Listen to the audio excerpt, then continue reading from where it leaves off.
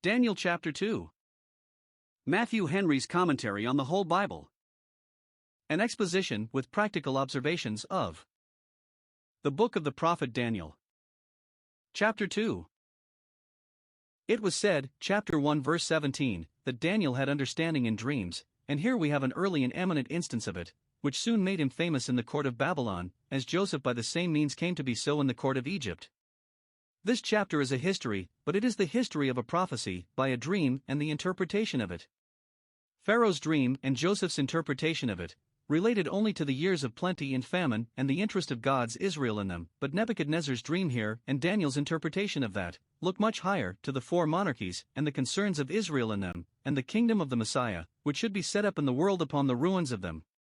In this chapter we have 1. The great perplexity that Nebuchadnezzar was put into by a dream which he had forgotten, and his command to the magicians to tell him what it was, which they could not pretend to do, verses 1 to 11. 2. Orders given for the destroying of all the wise men of Babylon, and of Daniel among the rest, with his fellows, verses 12 to 15. 3. The discovery of this secret to him, in answer to prayer, and the thanksgiving he offered up to God thereupon, verses 16 to 23. 4. His admission to the king, and the discovery he made to him both of his dream and of the interpretation of it, verses 24 to 45. 5. The great honor which Nebuchadnezzar put upon Daniel in recompense for this service, and the preferment of his companions with him, verses 46 to 49. Daniel 2 verses 1 to 13. We meet with a great difficulty in the date of this story. It is said to be in the second year of the reign of Nebuchadnezzar, verse 1. Now Daniel was carried to Babylon in his first year, and, it should seem, he was 3 years under tutors and governors before he was presented to the king, chapter 1 verse 5. How then could this happen in the second year? Perhaps, though 3 years were appointed for the education of other children, yet Daniel was so forward that he was taken into business when he had been but 1 year at school, and so in the second year he became thus considerable. Some make it to be the second year after he began to reign alone, but the 5th or 6th year since he began to reign in partnership with his father.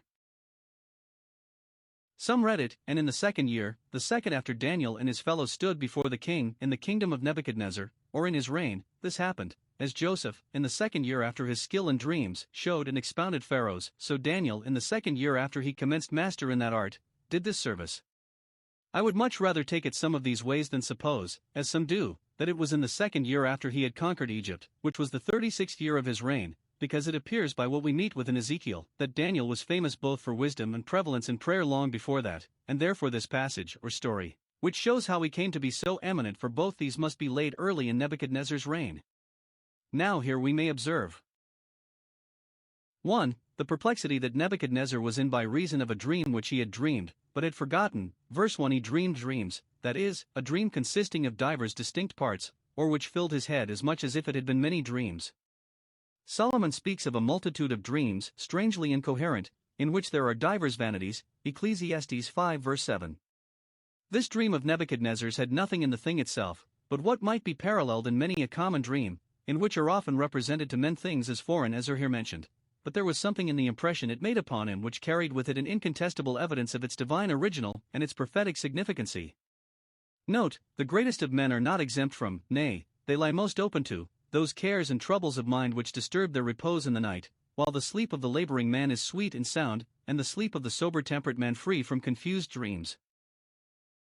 The abundance of the rich will not suffer them to sleep at all for care, and the excesses of gluttons and drunkards will not suffer them to sleep quietly for dreaming. But this recorded here was not from natural causes.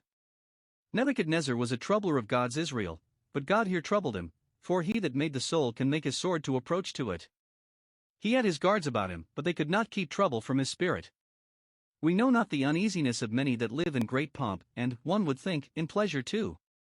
We look into their houses, and are tempted to envy them, but could we look into their hearts, we should pity them rather. All the treasures and all the delights of the children of men, which this mighty monarch had command of, could not procure him a little repose, when by reason of the trouble of his mind his sleep broke from him.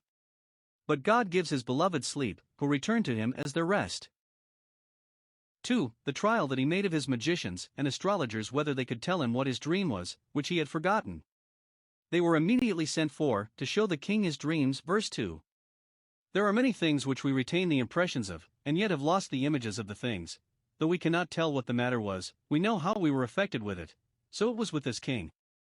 His dream had slipped out of his mind, and he could not possibly recollect it, but he was confident he should know it if he heard it again. God ordered it so that Daniel might have the more honor, and in him, the God of Daniel.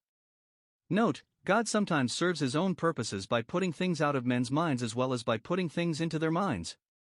The magicians, it is likely, were proud of their being sent for into the king's bedchamber, to give him a taste of their office, not doubting, but it would be for their honor.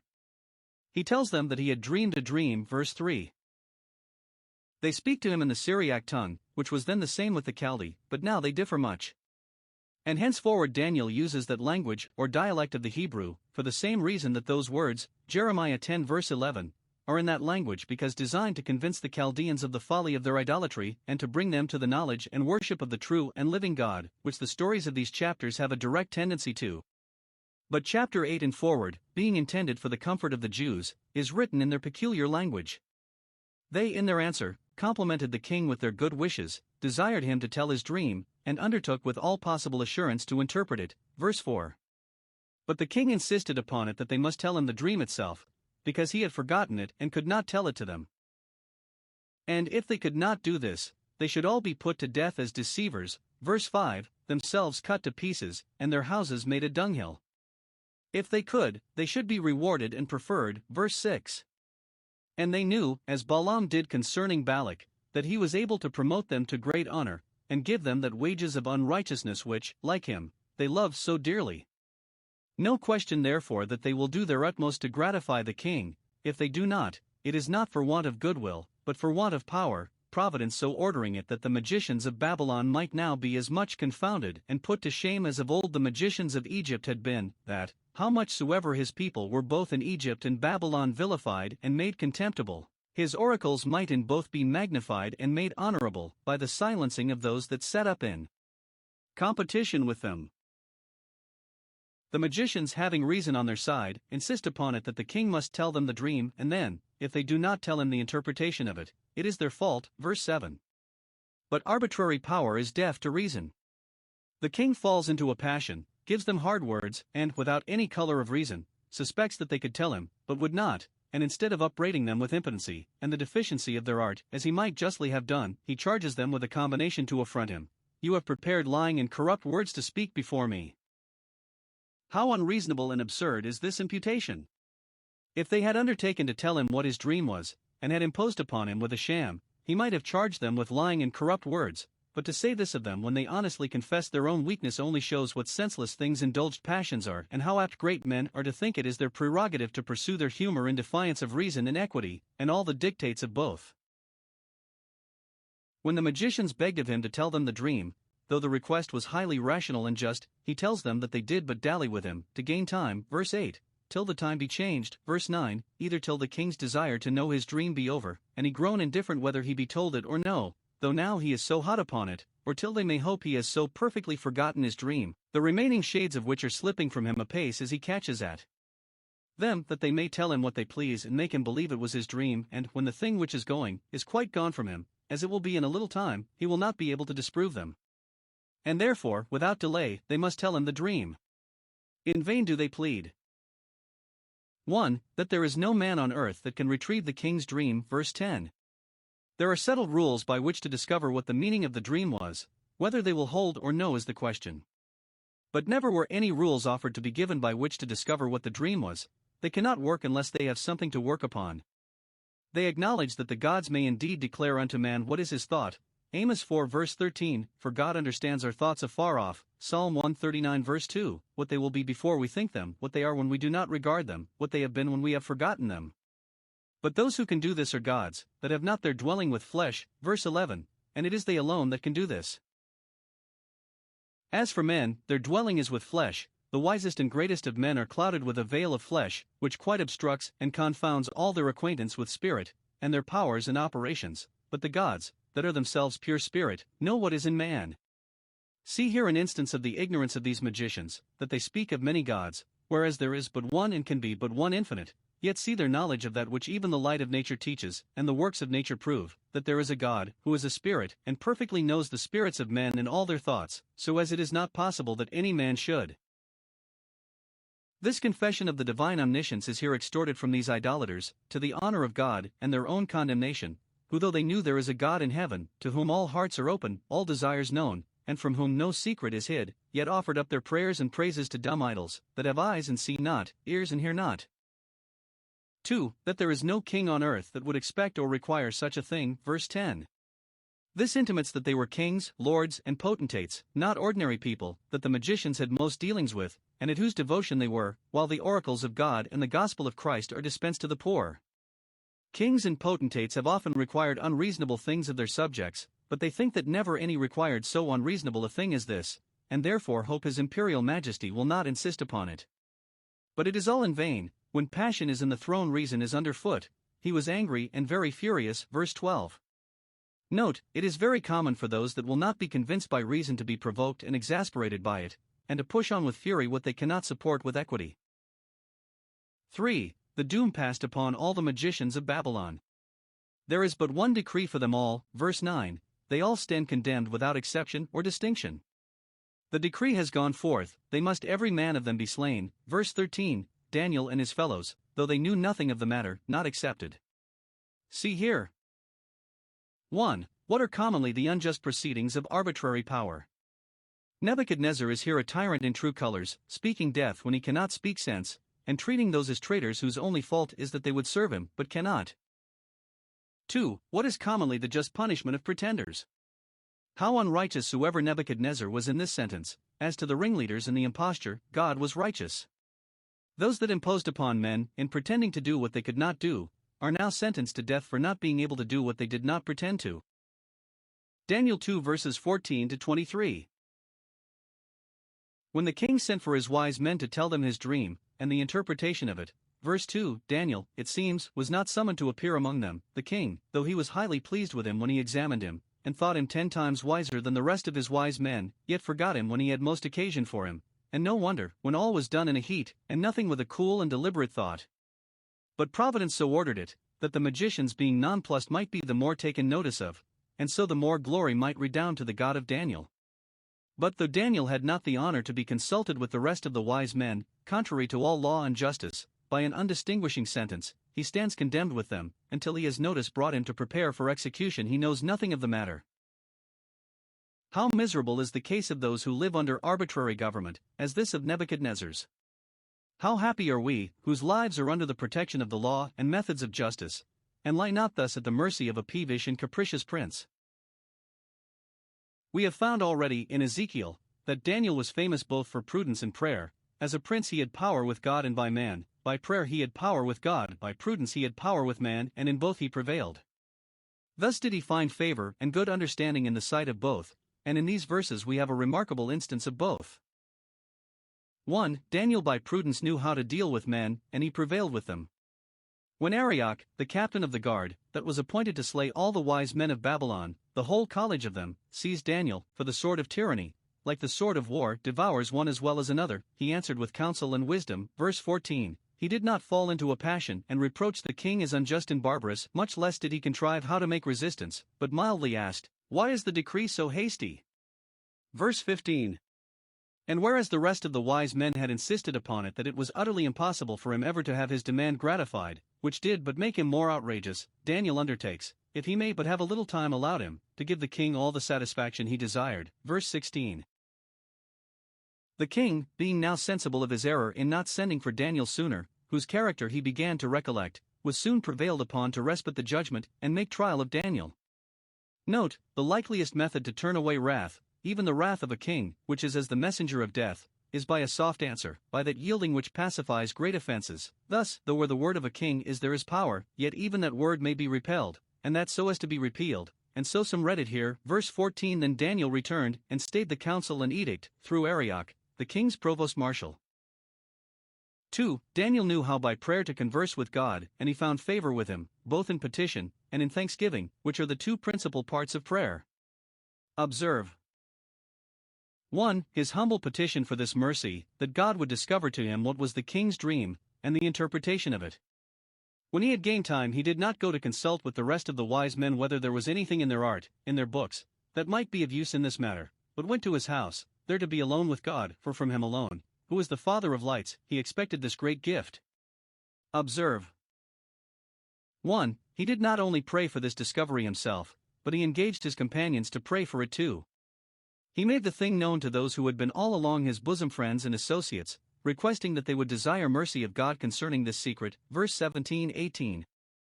Though Daniel was probably their senior, and every way excelled them, yet he engaged them as partners with him in this matter. This unit of 40 of the union of forces produces greater force. See Esther 4 verse 16. Note, praying friends are valuable friends. It is good to have an intimacy with and an interest in those that have fellowship with God and an interest at the throne of grace, and it well becomes the greatest and best of men to desire the assistance of the prayers of others for them. St. Paul often entreats his friends to pray for him. Thus we must show that we put a value upon our friends, upon prayer, upon their prayers. 2. He was particular in this prayer, but had an eye to, and a dependence upon, the general mercy of God, that they would desire the mercies of the God of heaven concerning this secret, verse 18. We ought in prayer to look up to God as the God of heaven, a God above us, and who has dominion over us, to whom we owe adoration and allegiance, a God of power, who can do everything. Our Savior has taught us to pray to God as our Father in heaven. And, whatever good we pray for, our dependence must be upon the mercies of God for it, and an interest in those mercies we must desire. We can expect nothing by way of recompense for our merits, but all is the gift of God's mercies. They desired mercy concerning this secret. Note, whatever is the matter of our care must be the matter of our prayer. We must desire mercy of God concerning this thing, and the other thing that occasions us trouble and fear. God gives us leave to be humbly free with Him, and in prayer to enter into the detail of our wants and burdens.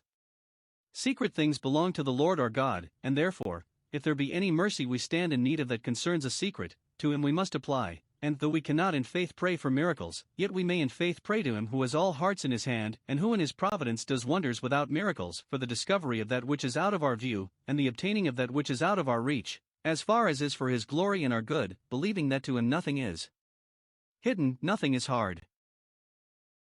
3. Their plea with God was the imminent peril they were in. They desired mercy of God in this matter, that so Daniel and his fellows might not perish with the rest of the wise men of Babylon, that the righteous might not be destroyed with the wicked. Note, when the lives of good and useful men are in danger, it is time to be earnest with God for mercy for them, as for Peter in prison, Acts 12 verse 5. 4. The mercy which Daniel and his fellows prayed for was bestowed. The secret was revealed unto Daniel in a night vision, verse 19. Some think he dreamed the same dream, when he was asleep, that Nebuchadnezzar had dreamed. It should rather seem that when he was awake, and continuing instant in prayer, and watching in the same, the dream itself, and the interpretation of it, were communicated to him by the ministry of an angel abundantly to his satisfaction. Note, the effectual fervent prayer of righteous men avails much. There are mysteries and secrets which by prayer we are let into. With that key the cabinets of heaven are unlocked, for Christ has said, "Thus knock, and it shall be opened unto you." 2. His grateful thanksgiving for this mercy when he had received it. Then Daniel blessed the God of heaven, verse 19.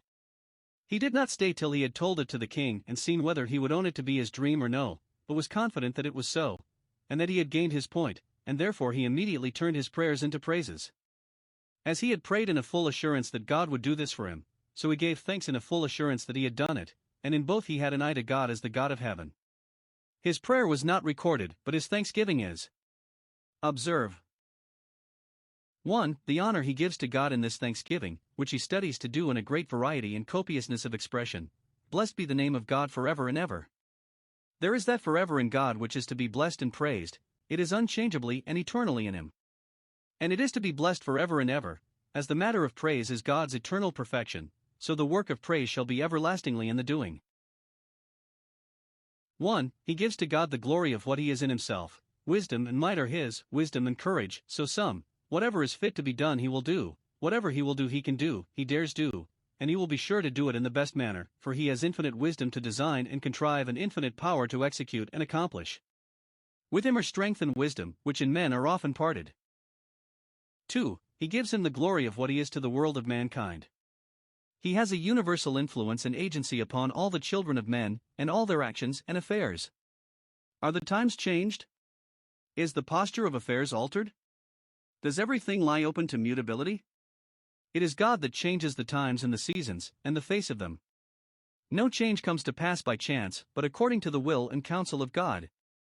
Are those that were kings removed and deposed? Do they abdicate? Are they laid aside? It is God that removes kings. Are the poor raised out of the dust, to be set among princes? It is God that sets up kings, and the making and unmaking of kings is a flower of his crown, who is the fountain of all power, King of kings and Lord of lords. Are there men that excel others in wisdom, philosophers and statesmen, that think above the common rate, contemplative penetrating men? It is God that gives wisdom to the wise, whether they be so wise as to acknowledge it or no. They have it not of themselves, but it is he that gives knowledge to those that know understanding, which is a good reason why we should not be proud of our knowledge, and why we should serve and honor God with it, and make it our business to know him. 3. He gives him the glory of this particular discovery. He praises him.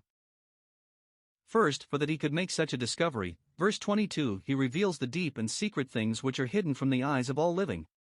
It was he that revealed to man what is true wisdom when none else could. Job 28 verses 27 and 28. It is he that reveals things to come to his servants and prophets.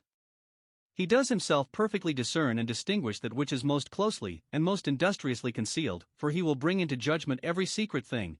The truth will be evident in the great day. He knows what is in the darkness and what is done in the darkness, for that hides not from him. Psalm 139 verses 11 and 12. The light dwells with him, and he dwells in the light. 1 Timothy 6 verse 16, and yet, as to us, he makes darkness his pavilion. Some understand it of the light of prophecy and divine revelation, which dwells with God and is derived from him, for he is the Father of lights, of all lights, they are all at home in him. Secondly, for that he had made this discovery to him. Here he has an eye to God as the God of his fathers, for, though the Jews were now captives in Babylon, yet they were beloved for their father's sake. He praises God, who is the fountain of wisdom and might, for the wisdom and might he had given him, wisdom to know this great secret and might to bear the discovery. Note, what wisdom and might we must acknowledge to be God's gift. Thou hast made this known to me, verse 23. What was hidden from the celebrated Chaldeans, who made the interpreting of dreams their profession, is revealed to Daniel, a captive Jew, a babe, much their junior. God would hereby put honor upon the spirit of prophecy just when he was putting contempt upon the spirit of divination. Was Daniel thus thankful to God for making known that to him which was the saving of the lives of him and his fellows? Much more reason have we to be thankful to him for making known to us the great salvation of the soul, to us and not to the world, to us and not to the wise and prudent. 2. The respect he puts upon his companions in this thanksgiving. Though it was by his prayers principally that this discovery was obtained, and to him that it was made, yet he owns their partnership with him, both in praying for it. It is what we desired of thee, and in enjoying it thou hast made known unto us the king's matter. Either they were present with Daniel when the discovery was made to him, or as soon as he knew it he told it them, or I have found it, that those who had assisted him with their prayers might assist him in their praises. His joining them with him is an instance of his humility and modesty, which well become those that are taken into communion with God. Thus St. Paul sometimes joins Silvanus, Timotheus, or some other minister, with himself in the inscriptions to many of his epistles. Note, what honor God puts upon us we should be willing that our brethren may share with us in. Daniel 2 verses 24 to 30. We have here the introduction to Daniel's declaring the dream, and the interpretation of it. 1. He immediately bespoke the reversing of the sentence against the wise men of Babylon, verse 24. He went with all speed to Arioch, to tell him that his commission was now superseded. Destroy not the wise men of Babylon.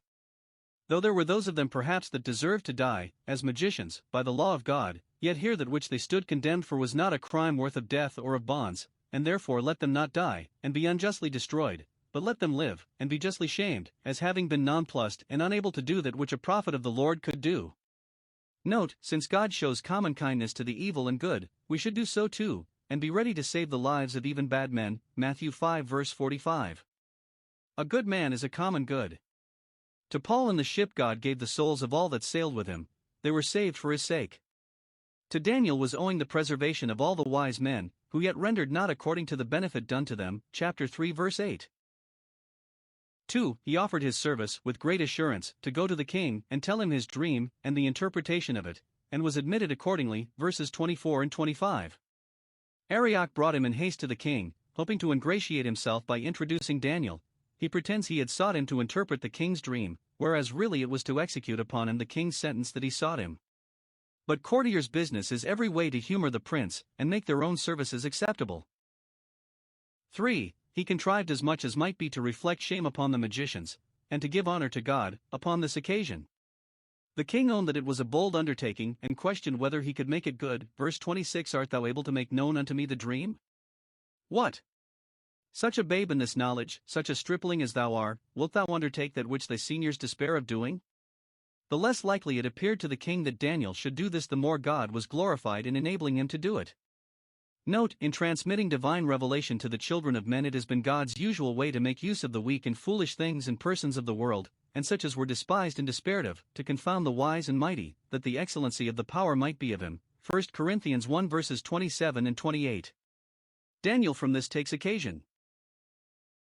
1. To put the king out of conceit with his magicians and soothsayers, whom he had such great expectations from. Verse 27. This secret they cannot show to the king, it is out of their power, the rules of their art will not reach to it.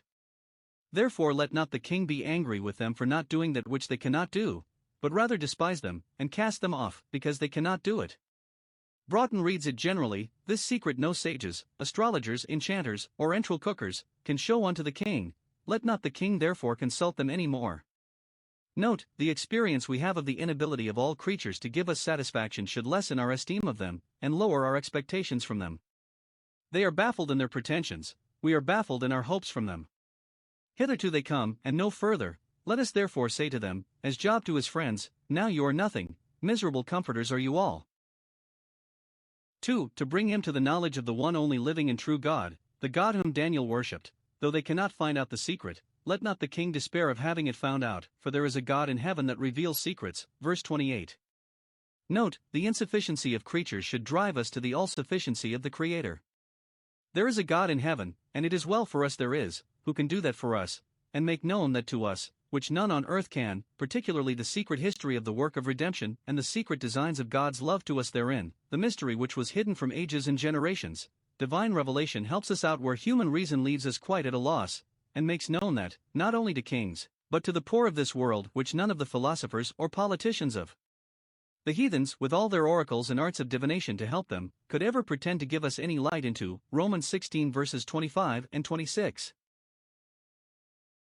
4. He confirmed the king in his opinion that the dream he was thus solicitous to recover the idea of was really well worth inquiring after, that it was of great value, and of vast consequence, not a common dream, the idle disport of a ludicrous and luxuriant fancy, which was not worth remembering or telling again, but that it was a divine discovery, a ray of light darted into his mind from the upper world, relating to the great affairs and revolutions of this lower world. God in it made known to the king what should be in the latter days. Verse 28. That is, in the times that were to come, reaching as far as the setting up of Christ's kingdom in the world, which was to be in the latter days. Hebrews 1 verse 1. And again, verse 29. The thoughts which came into thy mind were not the repetitions of what had been before, as our dreams usually are. Omniaque sense evolventur vota diurno. Tempori sapido reddit amica quis. The sentiments which we indulge throughout the day often mingle with the grateful slumbers of the night. Claudian.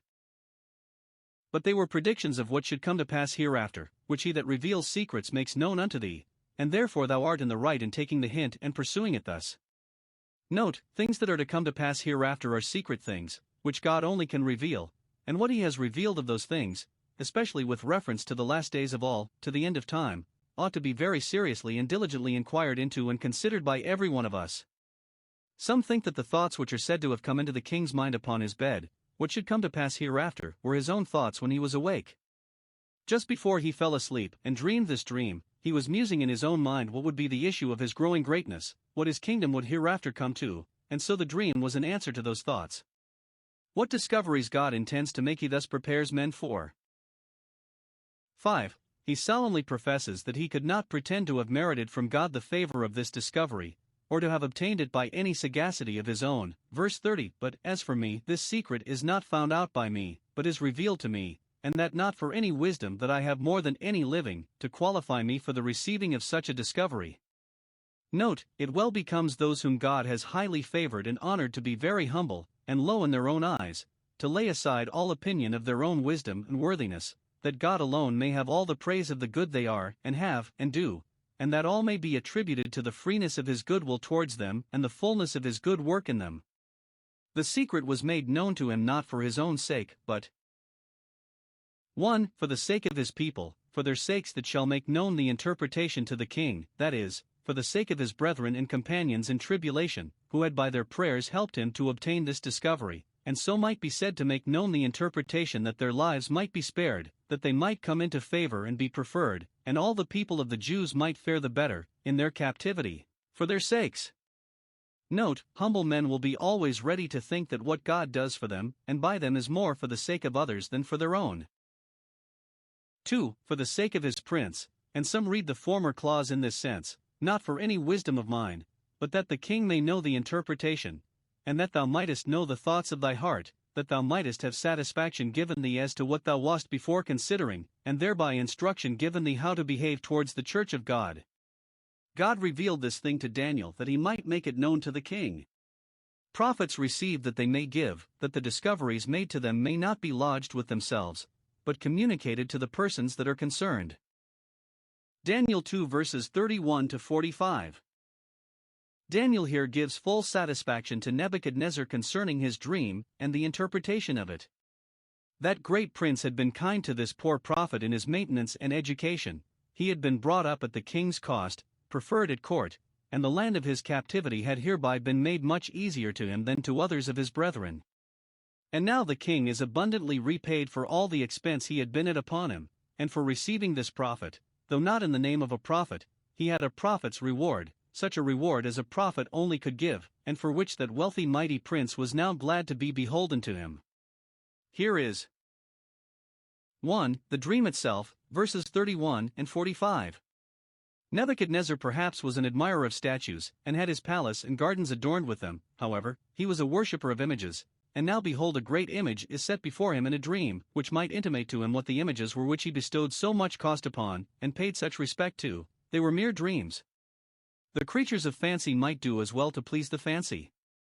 By the power of imagination he might shut his eyes, and represent to himself what forms he thought fit, and beautify them at his pleasure, without the expense and trouble of sculpture. This was the image of a man erect. It stood before him, as a living man, and, because those monarchies which were designed to be represented by it were admirable in the eyes of their friends, the brightness of this image was excellent, and because they were formidable to their enemies, and dreaded by all about them, the form of this image is said to be terrible. Both the features of the face and the postures of the body made it so. But that which was most remarkable in this image was the different metals of which it was composed: the head of gold, the richest and most durable metal, the breast and arms of silver, the next to it in worth, the belly and sides, or thighs, of brass, the legs of iron, still baser metals, and lastly the feet part of iron and part of clay. See what the things of this world are, the further we go in them the less valuable they appear. In the life of a man youth is a head of gold, but it grows less and less worthy of our esteem, and old age is half clay. A man is then as good as dead. It is so with the world. Later ages degenerate. The first age of the Christian Church, of the Reformation, was a head of gold, but we live in an age that is iron and clay. Some allude to this in the description of a hypocrite, whose practice is not agreeable to his knowledge. He has a head of gold, but feet of iron and clay. He knows his duty, but does it not. Some observe that in Daniel's visions the monarchies were represented by 4 beasts, chapter 7, for he looked upon that wisdom from beneath, by which they were turned to be earthly and sensual, and a tyrannical power, to have more in it of the beast than of the man, and so the vision agreed with his notions of the thing. But to Nebuchadnezzar, a heathen prince, they were represented by a gay and pompous image of a man, for he was an admirer of the kingdoms of this world, and the glory of them. To him the sight was so charming that he was impatient to see it again. But what became of this image? The next part of the dream shows it to us calcined, and brought to nothing. He saw a stone cut out of the quarry by an unseen power, without hands, and this stone fell upon the feet of the image, that were of iron and clay, and broke them to pieces, and then the image must fall of course, and so the gold, and silver, and brass, and iron, were all broken to pieces together, and beaten so small that they became like the chaff of the summer threshing floors, and there were not to be found any the least remains of them, but the stone cut out of the mountain became itself a great mountain, and filled the earth. See how God can bring about great effects by weak and unlikely causes. When he pleases, a little one shall become 1,000. Perhaps the destruction of this image of gold and silver and brass and iron might be intended to signify the abolishing of idolatry out of the world in due time. The idols of the heathen are silver and gold, as this image was, and they shall perish from off the earth and from under these heavens. Jeremiah 10 verse 11, Isaiah 2 verse 18. And whatever power destroys idolatry is in the ready way to magnify and exalt itself, as this stone, when it had broken the image to pieces, became a great mountain. 2. The interpretation of this dream. Let us now see what is the meaning of this. It was from God, and therefore from him it is fit that we take the explication of it. It should seem, Daniel had his fellows with him, and speaks for them as well as for himself, when he says, "We will tell the interpretation," verse 36. Now, 1. This image represented the kingdoms of the earth that should successively bear rule among the nations, and have influence on the affairs of the Jewish church. The four monarchies were not represented by four distinct statues, but by one image, because they were all of one and the same spirit and genius, and all more or less against the church.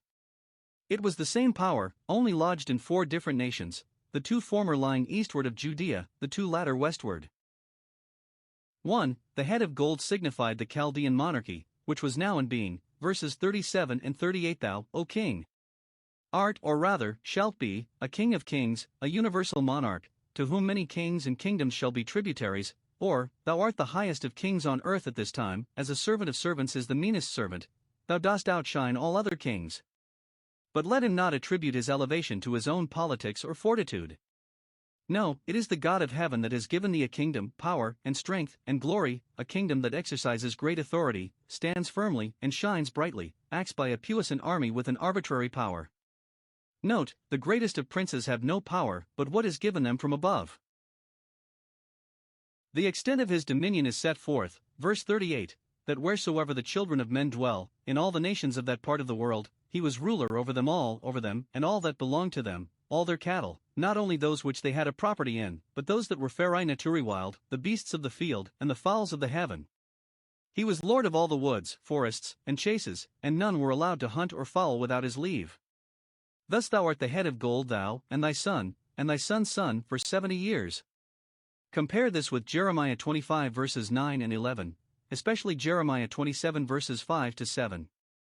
There were other powerful kingdoms in the world at this time, as that of the Scythians, but it was the kingdom of Babylon that reigned over the Jews, and that began the government which continued in the succession here described till Christ's time. It is called a head for its wisdom, eminency, and absolute power, a head of gold for its wealth, Isaiah 14 verse 4, it was a golden city. Some make this monarchy to begin in Nimrod, and so bring into it all the Assyrian kings, about 50 monarchs in all, and compute that it lasted above 1,600 years. But it had not been so long a monarchy of such vast extent and power as is here described, nor anything like it, therefore others make only Nebuchadnezzar, Evil-Merodach, and Belshazzar, to belong to this head of gold, and a glorious high throne they had, and perhaps exercised a more despotic power than any of the kings that went before them. Nebuchadnezzar reigned 45 years current, Evil-Merodach 23 years current, and Belshazzar 3. Babylon was their metropolis, and Daniel was with them upon the spot during the 70 years. 2. The breast and arms of silver signified the monarchy of the Medes and Persians, of which the king is told no more than this, there shall arise another kingdom inferior to thee, verse 39, not so rich, powerful, or victorious.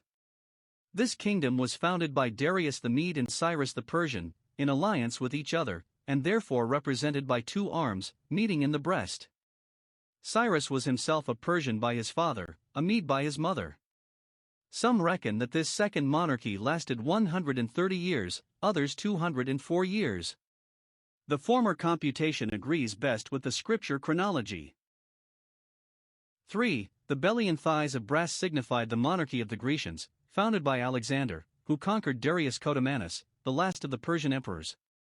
This is the third kingdom, of brass, inferior in wealth and extent of dominion to the Persian monarchy, but in Alexander himself it shall by the power of the sword bear rule over all the earth, for Alexander boasted that he had conquered the world, and then sat down and wept because he had not another world to conquer.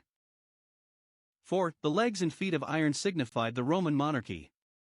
Some make this to signify the latter part of the Grecian monarchy, the two empires of Syria and Egypt, the former governed by the family of the Seleucidae from Seleucus, the latter by that of the Lagidae from Ptolemais Lagus. These they make the two legs and feet of this image, Grotius and Junius, and Broughton, go this way.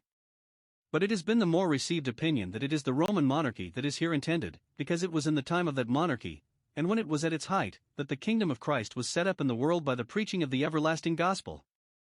The Roman kingdom was strong as iron, verse 40, witness the prevalency of that kingdom against all that contended with it for many ages. That kingdom broke in pieces the Grecian Empire and afterwards quite destroyed the nation of the Jews. Towards the latter end of the Roman monarchy it grew very weak, and branched into 10 kingdoms, which were as the toes of these feet. Some of these were weak as clay, others strong as iron, verse 42. Endeavors were used to unite and cement them for the strengthening of the empire, but in vain. They shall not cleave one to another, verse 43. This empire divided the government for a long time between the Senate and the people, the nobles and the commons, but they did not entirely coalesce. There were civil wars between Marius and Sylla, Caesar and Pompey, whose parties were as iron and clay. Some refer this to the declining times of that empire, when, for the strengthening of the empire against the eruptions of the barbarous nations, the branches of the royal family intermarried, but the politics had not the desired effect, when the day of the fall of that empire came. 2. The stone cut out without hands represented the kingdom of Jesus Christ, which should be set up in the world in the time of the Roman Empire, and upon the ruins of Satan's kingdom and the kingdoms of the world. This is the stone cut out of the mountain without hands, for it should be neither raised nor supported by human power or policy. No visible hand should act in the setting of it up, but it should be done invisibly the Spirit of the Lord of hosts. This was the stone which the builders refused, because it was not cut out by their hands, but it has now become the headstone of the corner. 1. The Gospel Church is a kingdom, which Christ is the sole and sovereign monarch of, in which he rules by his word and spirit, to which he gives protection and law, and from which he receives homage and tribute. It is a kingdom not of this world, and yet set up in it. It is the kingdom of God among men. 2. The God of heaven was to set up this kingdom, to give authority to Christ to execute judgment, to set him as king upon his holy hill of Zion, and to bring into obedience to him a willing people. Being set up by the God of heaven, it is often in the New Testament called the kingdom of heaven, for its original is from above, and its tendency is upwards. 3. It was to be set up in the days of these kings, the kings of the fourth monarchy, of which particular notice is taken, Luke 2 verse 1, that Christ was born when by the decree of the Emperor of Rome, all the world was taxed, which was a plain indication that that empire had become as universal as any earthly empire ever was. When these kings are contesting with each other, and in all the struggles each of the contending parties hopes to find its own account, God will do his own work and fulfill his own counsels. These kings are all enemies to Christ's kingdom, and yet it shall be set up in defiance of them. For it is a kingdom that knows no decay, is in no danger of destruction, and will not admit any succession or revolution. It shall never be destroyed by any foreign force invading it, as many other kingdoms are. Fire and sword cannot waste it. The combined powers of earth and hell cannot deprive either the subjects of their prince or the prince of his subjects, nor shall this kingdom be left to other people, as the kingdoms of the earth are. As Christ is a monarch that has no successor, for he himself shall reign forever, so his kingdom is a monarchy that has no revolution. The kingdom of God was indeed taken from the Jews and given to the Gentiles, Matthew 21 verse 43, but still it was Christianity that ruled, the kingdom of the Messiah. The Christian church is still the same. It is fixed on a rock, much fought against, but never to be prevailed against, by the gates of hell. 5. It is a kingdom that shall be victorious over all opposition. It shall break in pieces and consume all those kingdoms, as the stone cut out of the mountain without hands broke in pieces the image, verses 44 and 45. The kingdom of Christ shall wear out all other kingdoms, shall outlive them, and flourish when they are sunk with their own weight, and so wasted that their place knows them no more. All the kingdoms that appear against the kingdom of Christ shall be broken with a rod of iron, as a potter's vessel, Psalm 2 verse 9.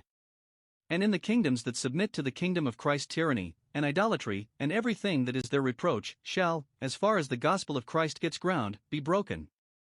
The day is coming when Jesus Christ shall have put down all rule, principality, and power, and have made all his enemies his footstool, and then this prophecy will have its full accomplishment, and not till then. 1 Corinthians 15 verses 24 and 25. Our Savior seems to refer to this, Matthew 21 verse 44, when, speaking of himself as the stone set at naught by the Jewish builders, he says, "On whomsoever this stone shall fall, it will grind him to powder." 6. It shall be an everlasting kingdom. Those kingdoms of the earth that had broken in pieces all about them at length came, in their turn, to be in like manner broken, but the kingdom of Christ shall break other kingdoms in pieces and shall itself stand forever. His throne shall be as the days of heaven, his seed, his subjects, as the stars of heaven, not only so innumerable but so immutable.